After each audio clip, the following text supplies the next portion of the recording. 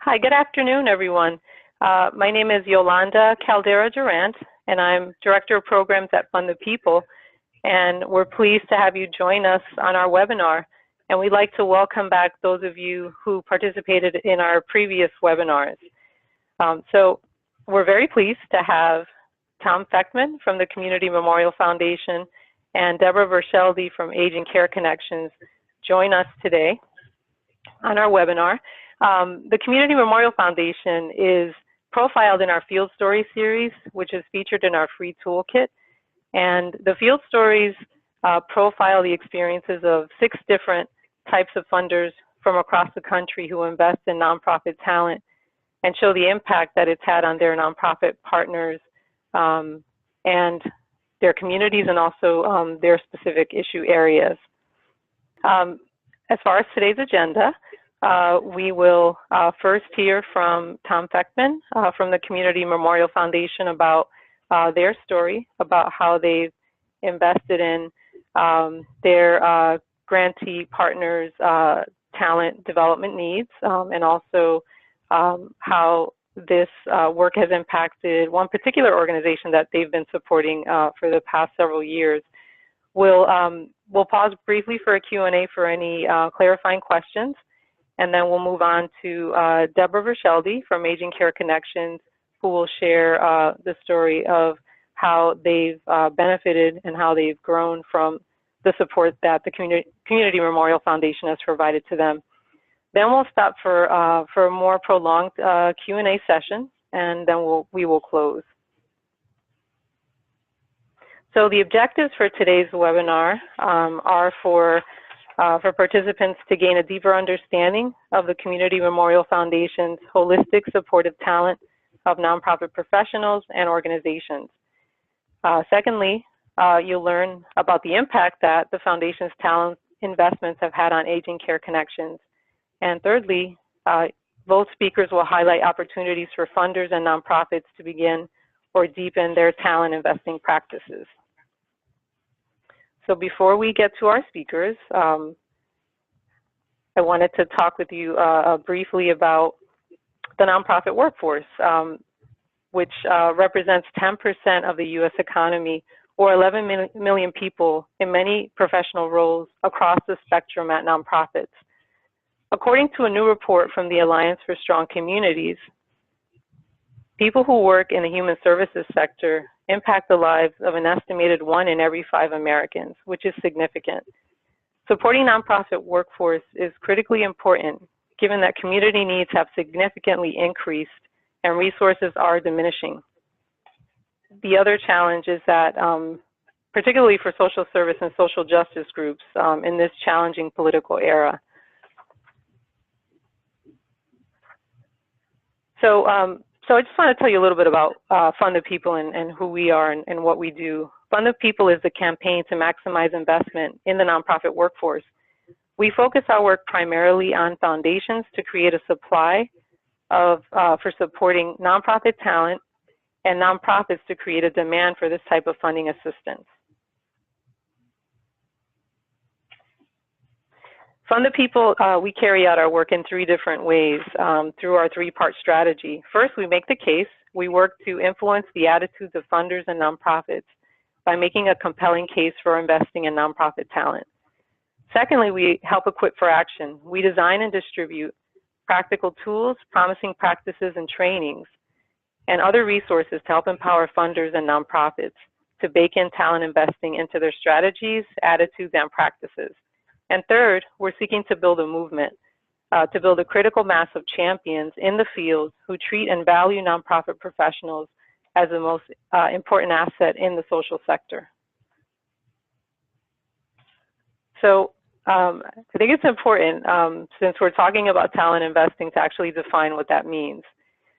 So when we talk about talent investing, it means the intentional deployment of resources to support and develop nonprofit leaders and professionals in the nonprofit workforce. You can find this definition and others that provide clear language to describe and discuss talent investing in our glossary of terms in our toolkit.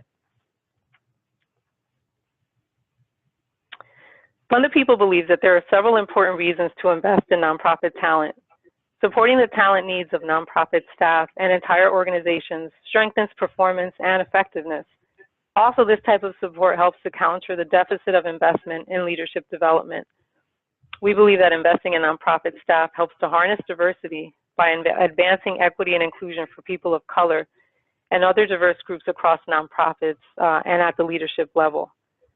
We believe it's essential for funders and nonprofit leaders to begin having the challenging but necessary discussions and conversations to develop plans for talent investment, prepare for executive transitions, and build the talent of their nonprofits to help clear the leadership and also the talent bottleneck.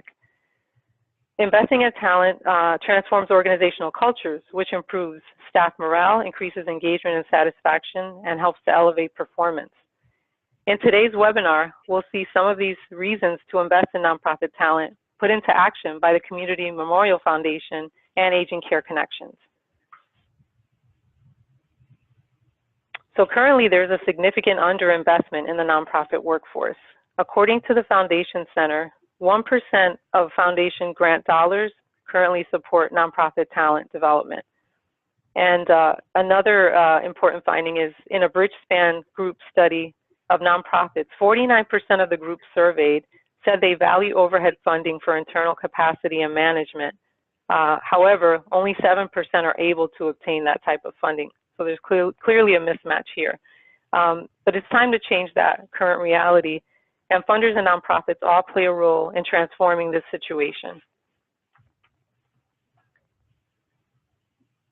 So finally, for Fund the People, we hope that you had a chance to read the Community Memorial Foundation's field story, and we encourage you to continue your learning about talent investment by accessing additional resources in our toolkit, including our discussion guides, our equity and inclusion value statement, literature review, and annotated bibliography, and our guide to investing in grantee talent.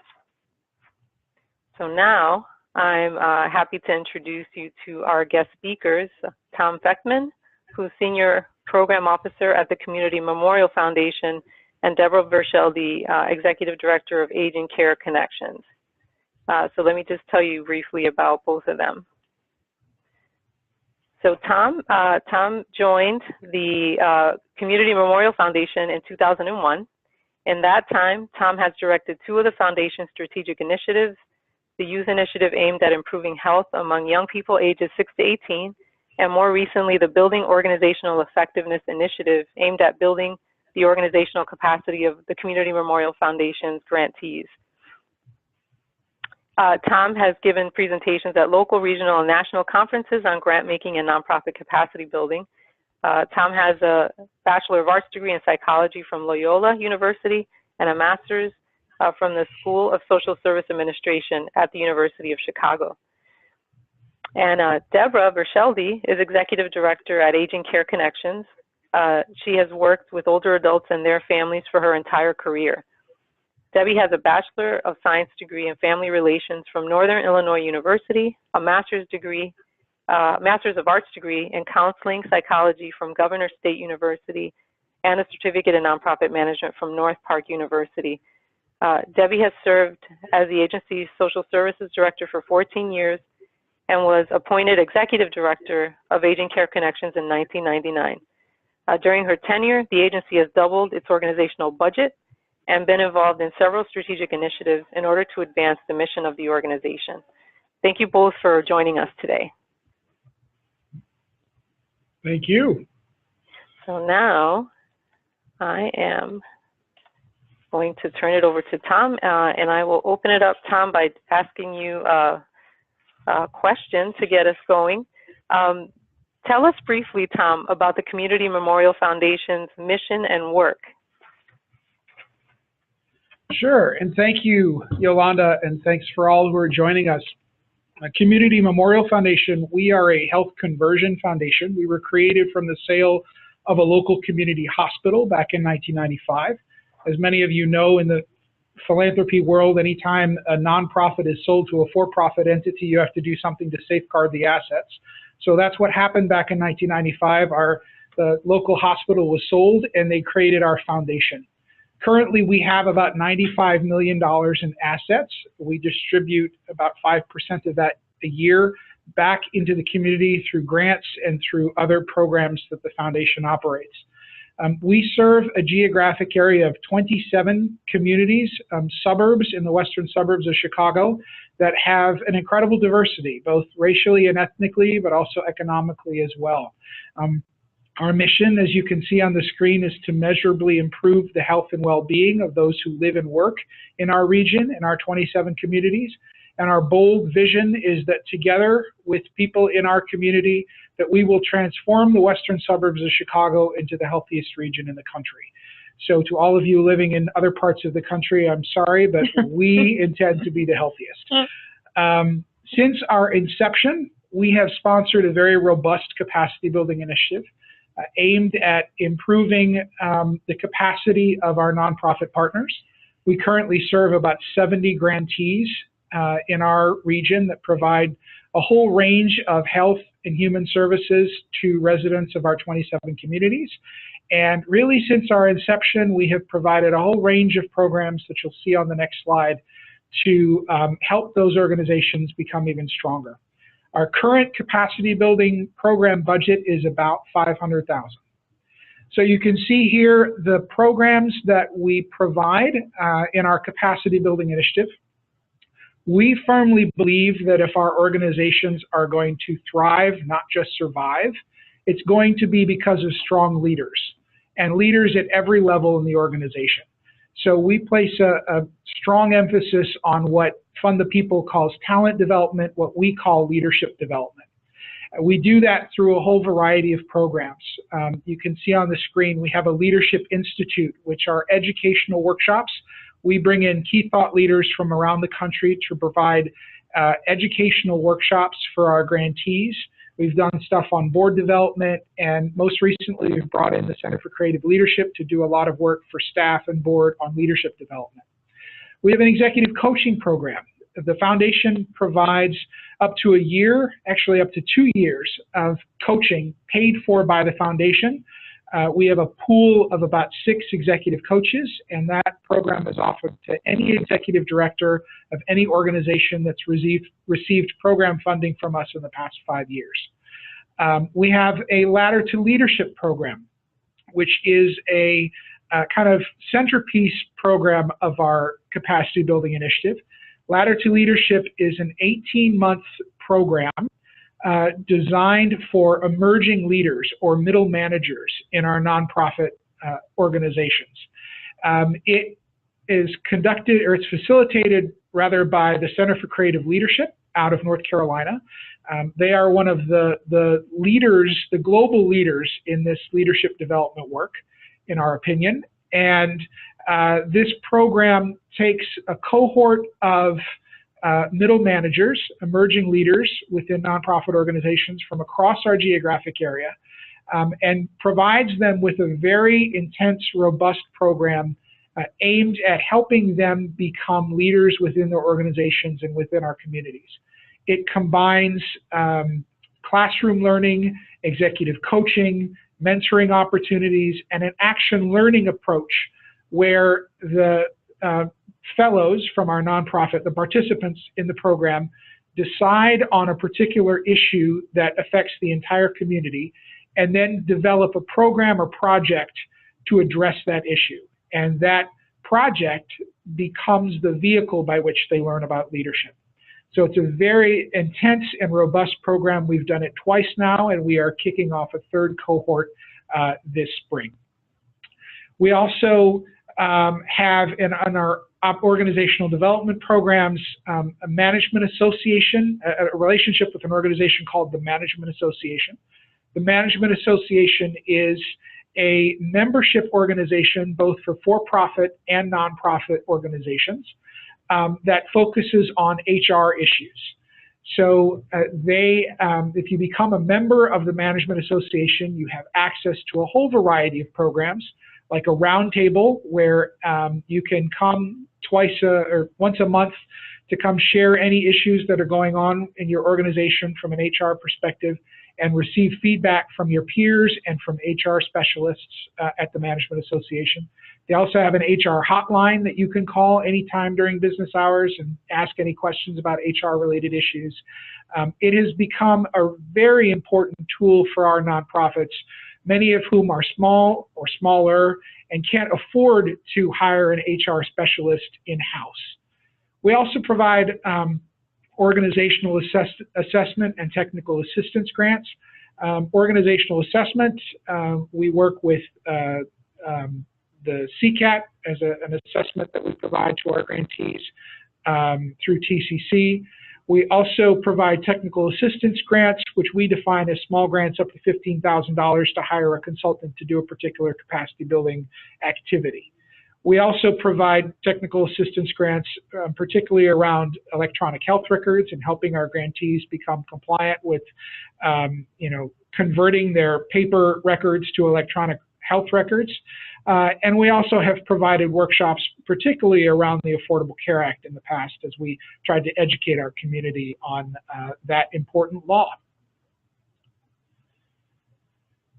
So I should say that we've been offering these menu of programs that you saw on that last slide really since our inception. But the story really is not one of us sitting down one day and designing an entire initiative out of whole cloth.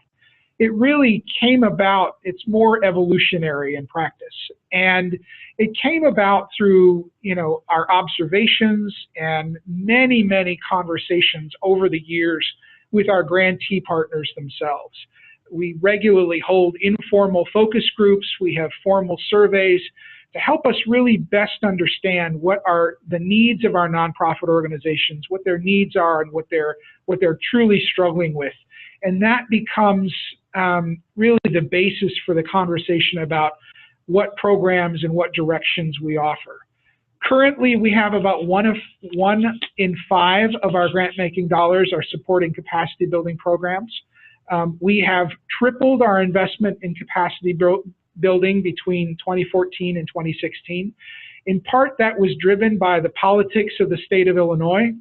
If any of you know what's been going on in Illinois recently, you will know that for a significant period of time, our state did not have a state budget.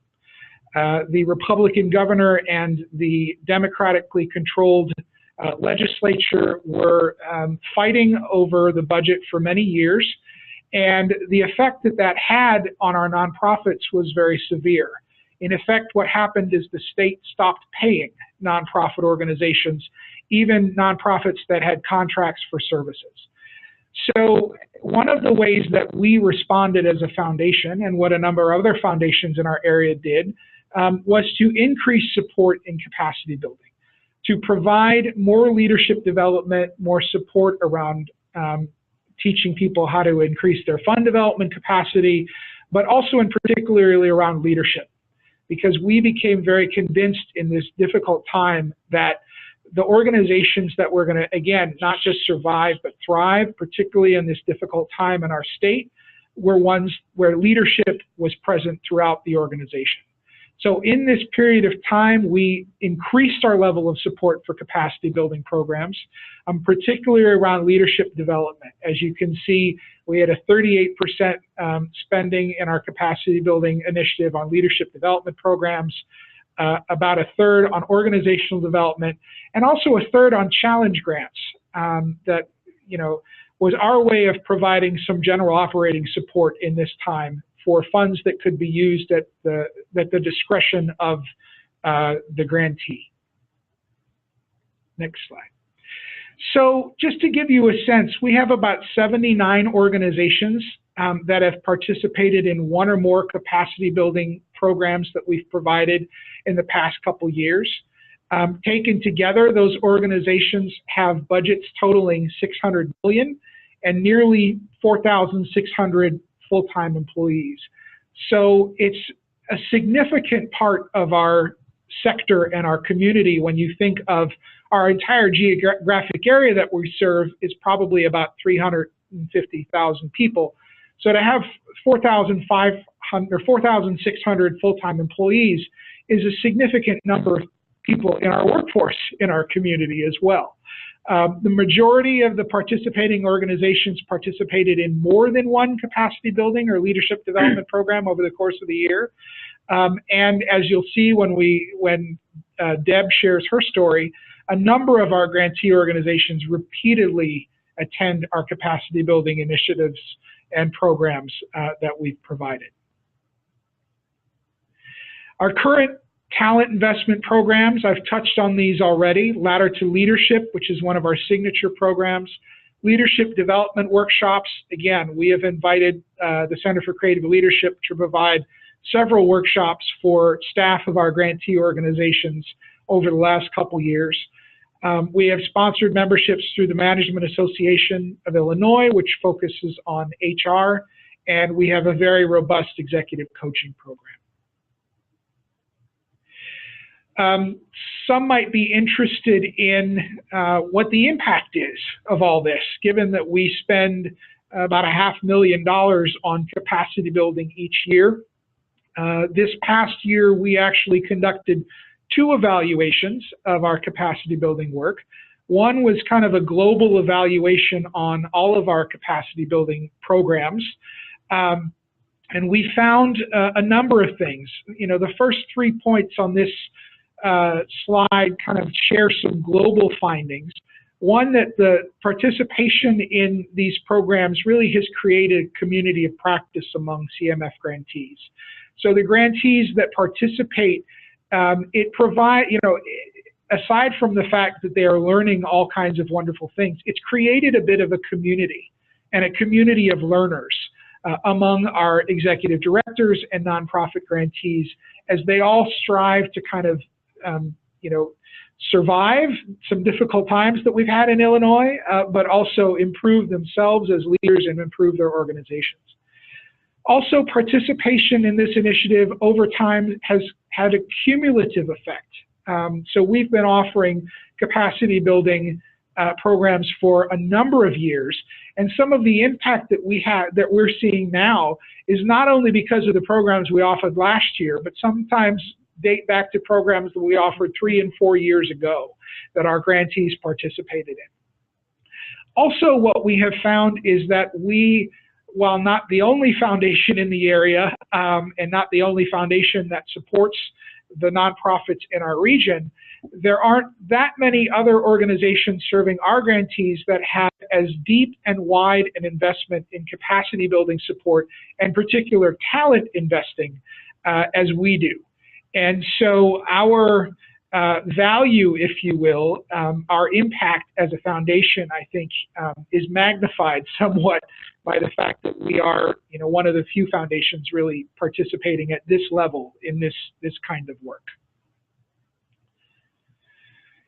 So specific to a couple of the programs that we've provided, executive coaching, which is one of the programs that I mentioned, and I truly believe that executive coaching is an incredibly powerful tool. And if you are a foundation that is considering what kind of investment I should make in talent development, I think executive coaching is a really, really important way to make a powerful impact on leadership in your community. So in our community, executive coaching provides the executive directors, CEOs, and their organizations with a valued resource across the phases of an executive's career and across the organization's development. We've seen executive coaching particularly helpful at 3 phases in an executive director's career. Early on, when they're a new executive director and they're kind of feeling like they're swimming in the deep end of the pool. Mid-career professionals also benefit, particularly if they're faced with challenges that they've never been faced with before, as certainly was the case in our state during our budget crisis. They're also very helpful to executives as they look toward retirement and think about what kind of legacy that they want to leave and how to leave well. We've seen executive coaching be very helpful in that respect too. Executive coaching increases the capacity that executive directors have to interact positively and productively with their board. In fact, board relations is one of the key areas that's addressed that we find our executive directors utilizing executive coaching for. Leadership development for middle managers, our Ladder to Leadership program, assists organizations in meeting the need for a career pathway for future leaders in the nonprofit sector. And also our partnership with the Management Association provides timely access to human resources. Next slide. We also conducted an evaluation specific to our Ladder to Leadership program. Again, this is the program specifically for emerging leaders. We found that there were improvements in all the leadership behaviors that we assessed for. All participants and 82 supervisors reported improvement in individual leadership effectiveness. There was also a really important increase in collaboration among community health agencies. And that was a really important finding. We had agencies that were very diverse in the kind of work that they did, yet there was relationships that were created that increased information and referral and collaboration among agencies that probably would have had no other reason to work together. Also, there was a familiarity that was, well, that speaks to the last point. There was a familiarity with organizations represented by the cohort, and collaboration increased across kind of all domains. I'd like to leave you with a couple key thoughts. One is that establishing talent development program takes time. This is not something you can kind of do overnight, but really takes a lot of time and I would say buy-in, not only from your own board, but also from nonprofits, your partners. We spent an awful lot of time having focus groups with executive directors before we kicked off our executive program, our leadership program. We wanted to make sure that these programs were really going to work and that they were really meeting a need. So it takes time not only for foundations, but also there's a significant investment of time on the part of the organizations. And that all requires a lot of buy-in.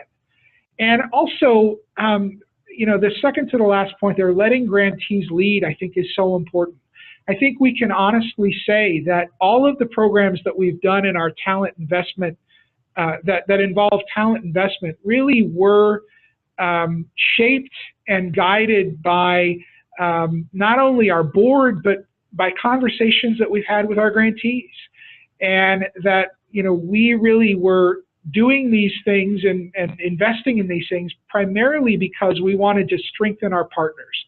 And that began with our own observations. When we saw that there was an incredible turnover among executive directors because of the challenges that they had faced and never had to face before, we implemented an executive coaching program to support them. When we heard from a number of development directors that they really wanted to be executive directors in our community someday, but didn't know how to do that, didn't know how to, you know, manage their own career path, we put together a Ladder to Leadership program that would help them do that.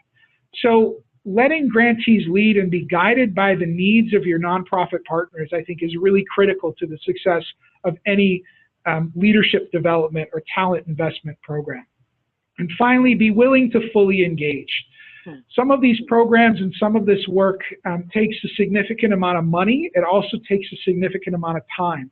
But honestly, if we're going to make a difference, if we're truly going to create leaders and develop leaders in our nonprofit communities, in our nonprofit organizations, we need to be able to fully invest in making that happen. So don't be afraid to fully engage. With that, I'll entertain any questions about our particular efforts before handing it over to my colleague, Deb. Thank you, Tom. So at this point, I'd like to pause. If anybody has any clarifying questions for Tom before we move on to Debbie. Okay, I'm checking the chat function. I don't see any questions. So so if any questions do arise, don't hesitate to type them into the chat box, and we can get back to them after Debbie's presentation. So can we see Debbie now? There she is. Hi, Debbie. So Thanks for joining us today and for being willing to share Aging Care Connections story and experience with talent investing. So why don't you kick us off by telling us briefly about Aging Care Connections' mission and work? Sure, thank you, and good afternoon, everyone. I am very pleased to be part of this webinar because I think the work that Community Memorial Foundation has enabled many of us to do is so important. But before I move into some specifics on that, I will tell you a little bit about our organization. So we are a private nonprofit that was founded in 1971, and we were founded to specifically address the needs of the older adult population that really was moving from Chicago out into the suburbs, possibly to be closer to children. And at the time we were founded, there were not many services available for older people at all. So we do concentrate our work with older people for the most part, and really anyone who is an important person in the life of an older person. As I said, we are a private nonprofit, but even though we're private, we are very much a part of the federal and state aging network. So a lot of what we do are programs that are developed and administered by either the federal government through the Older Americans Act or through the state Illinois Department on Aging, which has a number of contracted services that we are a part of. So sometimes it can be a little tricky. We are a private nonprofit, but sometimes people do think of us as a government agency, which we are not. As you can see, our mission is to enrich the quality of life in our community by providing older adults and their families with guidance and support that enhances the ability to age well. And what that means to us, aging well can mean so many different things because we truly work with people probably over a 40-year lifespan. We can begin working with people when they're 60 years of age, and we work with people over 100. So it's a pretty large span that we work with. We are very much a community-based agency, and what we do is really considered long-term services and supports, primarily non-medical services. And these are the types of supportive services that help older adults remain independent, or as we say, interdependent with and in their communities, but it's really services that are provided in the home as an alternative to any type of institutional living. We can get involved with those types of situations and helping people make decisions as to what is going to be the most appropriate for them to live out their later years. We are located in LaGrange, Illinois, which is a suburb of Chicago, and we serve, our geographic area has really expanded over the last couple of years. Initially, we were covering about 20, a little over 20 communities directly in the Community Memorial Foundation service area. And over the last year or so, we have expanded into some additional townships farther north. So we do cover 5 suburban townships within suburban Cook County. And we serve over 8,000 older adults and family members in any given year.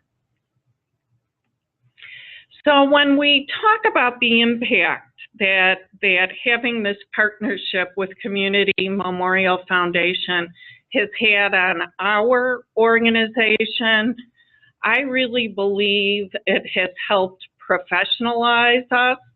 Our organization has been in existence 46 years now. For many of those years, there was one executive director. I am actually the third executive director that the organization has had. And even in my tenure, I've seen such a change in how organizations really need to be able to operate. So I believe what we have participated in has very much helped us in that arena. It certainly has improved our management and leadership, especially with senior leadership and our board of directors. It's by the things we've participated in, it has definitely engaged our board of directors at a higher level. They have been very involved in the Leadership Institute series in all the sessions that have been offered. And we've been involved with CMF long enough that this really helped us at a time where we were making some really tough decisions about the direction of our organization, and really decisions that I think set the course for us as we have moved forward over the years. I also think it has enhanced our ability to strengthen us and really focus who we want to be around our core competencies and what we feel we do best, and then which of course leads to helping us develop a strong foundation in which to grow. And I do think it helped us even over the last few years when we were approached about consideration of expanding our geographic area. Next slide, please. So as an organization, I think we really look at this two ways. We have looked at Community Memorials Foundation, their investment in Aging Care Connections, and also our investment in helping to create healthier communities, and definitely the investment that we feel was very important in not only my leadership development, but leadership development of the organization. And when we were talking about how to prepare for the webinar, we really talked about maybe providing you with a timeline as kind of how we got involved in the evolution of our leadership development.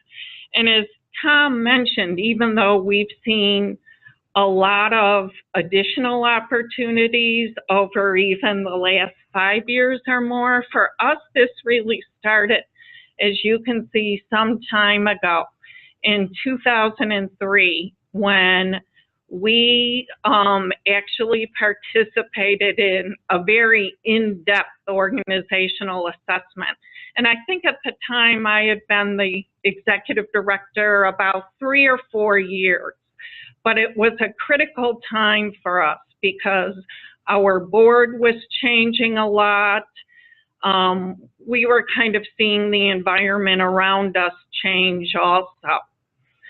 So one of the very nice things that after we spent quite a few months in this in-depth organizational assessment, we also knew, and CMF recognized, that we were probably going to discover some things that we felt we would need to make some investments even further.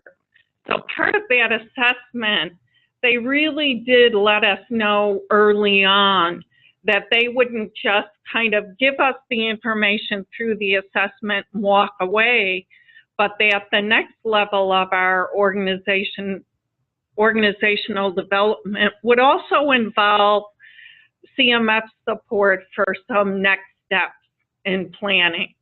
And for us, that was really then participating in a very extensive strategic planning process, as you can see, in 2005, and we were engaged in that for a full year.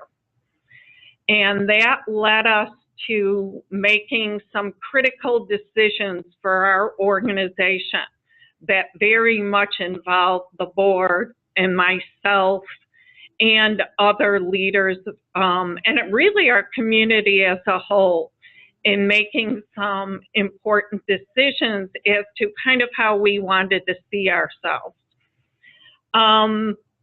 During that time, I wouldn't say, you know, this really was kind of a very fluid process. I wouldn't say, you know, in 2003 we did something and then stopped our involvement with CMF until 2005. This really was continuous development, but the next big step for us was something that CMF, it was a pilot project in 2007, and it was called the Learning Circle. And this was a small group of executive directors who were invited to participate in something that I feel was very critical in my own development. And even though I had been in the field quite some time, I had been with the organization quite some time, you know, I do believe it's a very tough job to be a CEO or an executive director, in that you always want to be learning. You always want to be hearing more about what your colleagues and others who are doing what you're doing are also seeing happening in their organizations. So the Learning Circle brought together this group, and these are executive directors who were all outside of the field of aging. And when I first got involved in this, I kind of thought, you know, you really do step back and think, can I give it the time it needs? You know, is it going to take me away from my job? But what it did was really help me focus. And it helped all of the directors, and we were all from different types of agencies, but it was a real eye-opener to see that even though some of the directors were from homeless programs, you know, some were from mental health, we were all from different specific areas, but we had so many things in common. And we became a very tight-knit group of directors who, to this day, so you can see 10 years later, we are still very much in contact and feel like we could pick up the phone and contact one another at any given time with any issue we were dealing with. As you can see in our timeline, my timeline, probably the next really big initiative that we became involved with is the sponsored HR membership in the Management Association of Illinois. And when this first started in 2010, it was really geared specifically to executive directors. But what we have found over the years, and a good example of how Community Memorial Foundation really listens to its grantees, it has expanded to include another level of leadership in our organization. And during most of this time as an agency, we did not have, nor do we today, have a full-time HR director, but we did probably now, it's been about 4 years. We finally kind of decided we had grown enough over the years that we needed a dedicated full-time position that really started out as being more of a fiscal manager, but found that we really had to expand it to include HR. And then it's been in the last couple of years, at least, that that person also has their own what we call HR roundtables that they participate in. so that not only do I, as an executive director, get to come together with other directors in the issues we deal with specifically, it also opened this up to another level of leadership in our organization that has been very helpful. Okay, next slide. Moving on, then I became involved in executive coaching. So you can probably kind of see a pattern here that as an organization, and actually myself as a professional, we pretty much have taken advantage of every opportunity that has been made available to us in the whole area of organizational development and really talent development. To the point where when the Ladder to Leadership program was introduced, we definitely wanted to take a look at how could this help us, especially in the case where we have had at our organization, I think it was mentioned, or if not, I have been with our organization. I actually just had my 40th anniversary, and it was mentioned I've been the director since 1999, and our number 2 person had also been with the organization a very long time, well over 30 years, and she retired 2 years ago, and obviously I'm getting closer to the end of my career. And we really believe strongly in looking internally first to see who we may be able to move up and hopefully continue the great legacy of the organization. And so the Ladder to Leadership program really helped us. Not only we did this on 2 levels. I was able to bring my executive coach in and have her really help myself and the number 2 person look at the talent we had internally and what we might be able to do to help cultivate that, and then really identify someone from within the ranks who we felt had definitely shown some great potential in being an emerging leader for our organization. So what is it that I would like to leave with you or get you thinking about if you have not already done so? I think for us, our partnership with Community Memorial Foundation has really taught us that as nonprofit organizations, and we were definitely, I could see very much how over the years, anytime we thought about really kind of moving outside of something that was not specifically mission oriented, we tend to feel a little guilty about that. We think any grant we should be applying for should really focus on our programs, and really that the best way we can serve people is to stick to our mission. But I think what this has helped to teach us is that we definitely need to challenge that thinking, because running a nonprofit, staying sustainable, being a strong organization has changed a lot over the years. So that we really need to challenge our own thinking and stop feeling guilty about spending some money on talent investment or taking the time to participate in anything that's going to help improve the capacity of our organization, because I think what it has shown us is that by doing this, we have made our own organization much stronger, which means we're only then going to be providing better, higher quality services to those people we serve.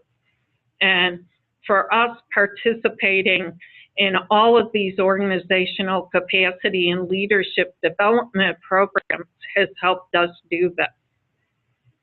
That's great, Debbie. So we're gonna pause here, and thank you for sharing, you know, the journey that you and the Community Memorial Foundation, your organization, and the foundation have been on to get you to the point where you are today, and also, you know, looking at how you've embraced that focus on talent investment and leadership development within your organization. So I'd like to open it up for any questions at this point. We have a few minutes with our presenters. Don't be shy. I don't see any questions in the chat box, but let's see. Oh, okay. So question from Tom DiGeno. How did the Community Memorial Foundation work with evaluators to assess your talent investments? Thanks for your question, Tom. So we worked with two evaluators. One, we had an evaluator that was in-house at the Center for Creative Leadership conduct an evaluation specifically of our Ladder to Leadership program. The other one, we were looking for kind of more of a global evaluation of our entire capacity building initiative, because as was kind of alluded to in the presentation, we have a number of organizations that have participated in multiple capacity building programs. As Deb just alluded to, Aging Care Connections is a perfect example of that. So rather than kind of pick out what the impact was of particular programs, we also wanted to see what the, you know, if the sum is greater than the, you know, parts, and look at particularly the frequent flyers, if you will, or organizations that had participated in numerous programs and what the impact was on their organizations. And so we, luckily, we're part of a funders group here in Chicago that was looking at a number of different consultants and our own landscape of consulting capacity and evaluation capacity. And so we interviewed several consultants that could provide evaluative services, and picked a really high quality consultant that did an evaluation for us over pretty much all of last year. And we just have the draft report now that I cited in our presentation. Thanks, Tom. I have a question for Debbie, and if others have questions, you know, please. Okay, we have another question for Debbie. How are you thinking about your own transition out of the executive director role and into whatever is next? Are you actively grooming internal prospective successors? And you kind of gave us a little teaser about that in your remarks. And are you accessing support for your own transition process? Definitely. So I have continued with the executive coach.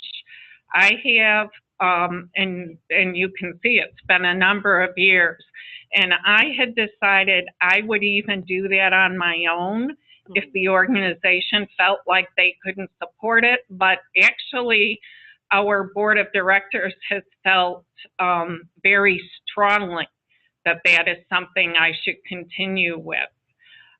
We have had one person in our organization who did complete the Ladder to Leadership program, and that really was to move that person into the #2 spot with the organization. Now, right now, we certainly look at those kinds of things, and I wouldn't say we feel there is a successor that's really emerged as a top candidate yet, but it really helps myself and the board, and our board has participated in every single Leadership Institute workshop that has been presented by CMF, and it's helped us to start thinking about you know, what we're going to need moving forward. So, you know, my sessions with my coach have changed a little bit in that I really do look at where do we need to be with the organization not only, you know, thinking about myself and what I'll be doing a few years from now. I will also note that the topic for our workshops for 2018 is going to be succession planning. And so we are, you know, actively working with some presenters and, you know, national thought leaders around this topic, directly because Deb is not the only one kind of looking toward, you know, in the not too distant future. Hopefully you'll be around for a number of more years with us as ED, but at some point we have a whole set of executive directors who are looking in the next 10 years or so to transition to their, you know, to a different phase of their work. And we as a foundation want to be helpful to that process and those conversations as well. Thank you. Well, Thank you one for point, sharing that. oh, Yeah, I was just going to add to that is that I think it was really, really smart on CMF's part to, when this Leadership Institute series started, it's actually a requirement that a board member attends with the CEO or director. And at first I thought, oh no, then I'm going to miss out. I'm not going to be able to go to all of these. But we have had no problem getting any of our board members to attend. It's allowed us to choose the right board member for each session. And again, when they hear it themselves, it generates a whole different level of discussion, and then they get to meet board members from other organizations, so that they get to start doing some of what I've been able to do, making all these connections with people at my level. That's great. And I mean, I think it kind of speaks to the Community Memorial Foundation being responsive to, you know, taking the temperature of what's happening in the sector. I'd like to thank you, Tom, and you, Debbie, for joining us today. I'm just going to take us into the home stretch of our webinar today. So for those of you who joined, if you have follow-up questions from today's webinar, here's our contact information. I'll also be sharing the slides from today's presentation for you to take a look at.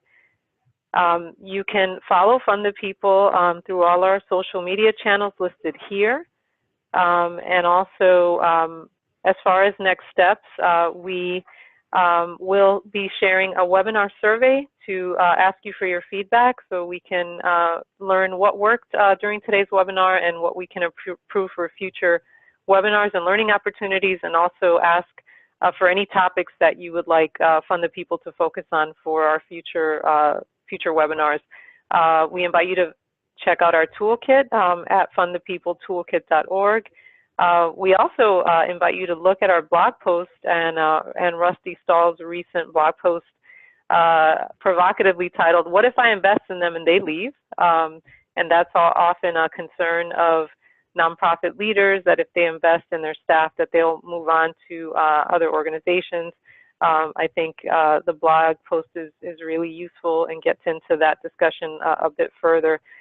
We have upcoming webinars and also Fund the People Institutes, and these are in-person learning opportunities that we will have in New York City and Michigan, and we will be sharing more details of these learning opportunities over the next few weeks.